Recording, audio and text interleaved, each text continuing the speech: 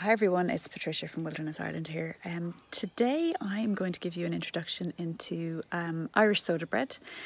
I bake a lot. This isn't something that I bake very often, but it is something that I eat quite a lot of. And it's something that if you've travelled in Ireland, or if you do travel in Ireland, you will definitely either have tasted or have turned down multiple opportunities to taste. So if you order a bowl of soup in a restaurant, it will usually come with a couple of slices of soda bread. In the northern counties of Ireland, it's an integral part of breakfast. And it's something that I really look forward to when I head a little bit further north than here, is having a nice slice of soda with a nice egg on top. I've got 450 grams of flour. That's plain flour. You can use wholemeal flour, plain flour, a mixture of the two, just not strong flour or bread flour. I've got around, I think, 450 mils of buttermilk. Again, buttermilk's easy to get here, but if you can't get buttermilk, I think you can make your own using full fat milk mixed with a little bit of lemon juice. Also got some bread soda, also known as bicarbonate of soda, and baking soda, and then salt, because salt makes everything better. So I'm going to put a teaspoon of bread soda into the 450 grams of flour, and I'm also just going to put in a teaspoon of salt, which is sea salt. So scrunch it up a little bit to get it in there, and then just give that a stir with my fingers. It's kind of mostly using your fingers.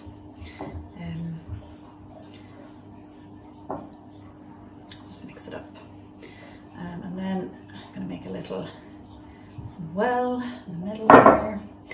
And pour in some of my buttermilk. I'm not going to pour all in because it just really depends on how thick your buttermilk is as to how much you actually need, and you just sort of make a kind of a claw, I guess. Start trying to pull it together as a dough. It's really quite straightforward and quick, which is brilliant. Okay, so it started to kind of come together as a fairly wettish sort of a dough. I don't know, usually make mine quite wet. I'm sure there's other people who do it different ways. And then I'm going to use a flour on the surface.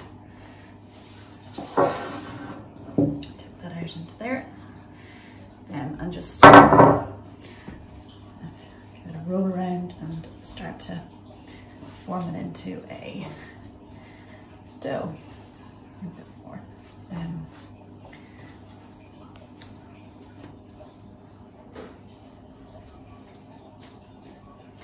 I usually just kind of tuck it under like that to start to kind of pull it together.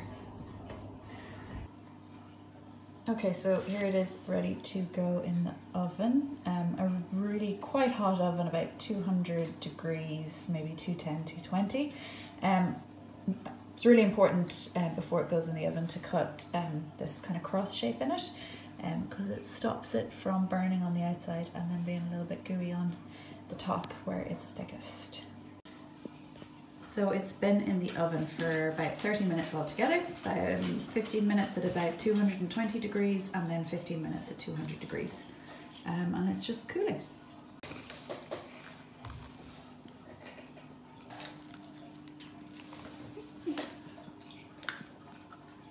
Tastes like cake.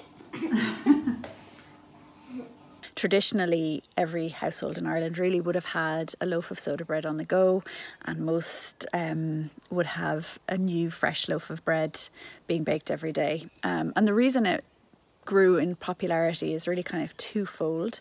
First of all, the type of wheat that grows in Ireland is quite low in gluten, because we don't have very hot summers, quite mild summers, quite a damp climate, and so this low gluten wheat is the one that would have traditionally grown better than other types of wheat.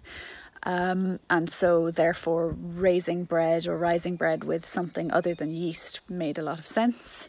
The other reason would have been because of a lack of refrigeration, and we have a lot of very green grass in Ireland famously, and we have our dairy cattle produce an awful lot of milk, so most households with a cow would have generally had an excess of milk, and without a fridge to put it in, they would have had quite a lot of sour milk also, and soda bread uses either buttermilk or soured milk, and so yesterday's fresh milk would have been today's milk for making soda bread. The other interesting, I guess, tradition or superstition that goes along with soda bread is the cross shape that you make in the top of it, and it's got a very practical kind of purpose. It's to make sure that the loaf bakes consistently throughout, but there's a lot of superstition associated with that cross making. A lot of people would say that you're blessing the bread. I've heard it said as well that you're letting the fairies out, that cross shape lets the fairies out, and essentially that it's good luck to put the cross in the top of your loaf of bread before you bake it.